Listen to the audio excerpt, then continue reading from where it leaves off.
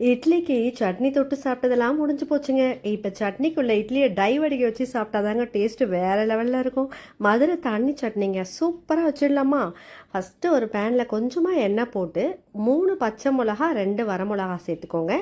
அதோடவே ஒரு துண்டு இஞ்சி 3 பல் பூண்டு 10லேருந்து 15 சின்ன வெங்காயம் கொஞ்சமாக கருவேப்பிலை போட்டு நல்லா வதக்கிக்கலாம். அதை ஒரு மிக்ஸி ஜாருக்கு மாற்றிட்டு ஒரு அரை கப் அளவு பொட்டுக்கடலை சேர்த்துருக்கேன்.